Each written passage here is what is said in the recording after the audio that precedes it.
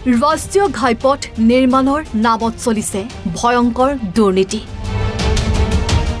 NHIDCLক টুপি পিন্ধাইছে ঠিকাদাৰে। এজাক বৰষুণতে খহি পৰিল নৱনিৰ্মিত ৰাষ্ট্ৰীয় ঘাইপথ। এটা নিৰ্মীয়মান ৰাষ্ট্ৰীয় ঘাইপথ খহি পৰিছে পথটোৰ একাংশ। যিকোনো মুহূৰ্ততে খহি পৰিব পাৰে পথটোৰ বাকী অংশ। এয়া যোগীঘোপাৰ চলন্তাপাৰাৰ দৃশ্য। বঙাইগাঁও জিলাৰ তুলুঙিয়াৰ পৰা যোগীঘোপালৈ নতুনকৈ নিৰ্মাণ কৰা ৰাষ্ট্ৰীয় ঘাইপথটোৰ এক বৃহৎ অংশ আজি পুৱা খহি পৰে। প্ৰায় 636 কোটি টকা ব্যয় সাপেক্ষে নিৰ্মাণ কৰা হৈছিল পথটো। RCBI নামৰ প্ৰতিষ্ঠানে লাভ কৰিছিল নিৰ্মাণৰ ঠিকা। 3 বছৰ পূৰ্বে নিৰ্মাণ আৰম্ভ হৈছিল। পথটোৰ 100% নিৰ্মাণ সম্পূৰ্ণ। শীঘ্ৰেই মুকলি কৰা হ'ব পথটো। মুকলি নহওঁতে খহি পৰিল পথটো। এটা চাওক, এই যি RSBI এটা কোম্পানী আছে, সেই কোম্পানীটো ইমান নিম্নমানৰ কাম কৰিছে। 2-3 দিন বৰষুণ হোৱাৰ ফলতে এই ৰাস্তাটো ভাঙি পৰিছে।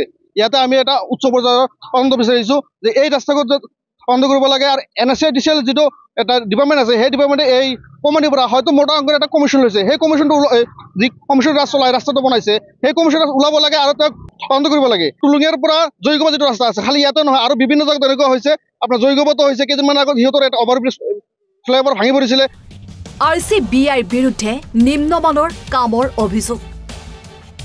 NHIDCLৰ বিষয়া অভিযন্তাৰ চূড়ান্ত গাফিলতিৰ অভিযোগ।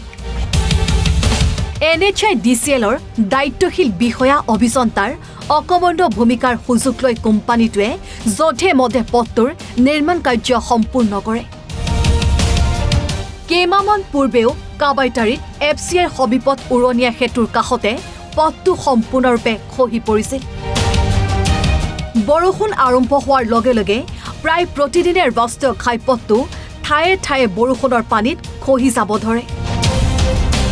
সম্প্ৰতি পথটোৰ কেইবা ঠাইত ফাট মেলিছে।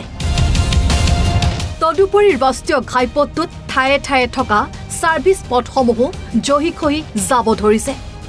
এটা যিকোনো মুহূৰ্তত দুৰ্ঘটনা হ'ব পাৰে, বা ইয়াতে এতিয়া যদি গাড়ী এটা গ'ল হয়, সেই গাড়ীটো বাগৰি পৰিলে সেই মানুহখিনিৰ মৃত্যু হ'ল হয়। সেই মানুহখিনিৰ মৃত্যু হ'লে ইয়াৰ ৰেছপঞ্চিবিলিটি কোনে ল'ব? নিশ্চয় চৰকাৰে ল'ব লাগিব। কিন্তু চৰকাৰে কেনেকৈ ল'ব? এই ৰাস্তাটো ইমান দুৰ্নীতি কৰিছে। দুৰ্নীতি কৰাৰ ফলত এই ৰাস্তাখন বহুত নিম্নমানৰ কাম কৰিছে। অতি সোনকালে ইয়াৰ এটা তদন্ত হ'ব লাগে যে কিমান কাম কৰিছে। পথটোত যিকোনো মুহূৰ্ততে ভয়ংকৰ দুৰ্ঘটনা সংঘটিত হোৱাৰ আশংকা কৰিছে ৰাইজে।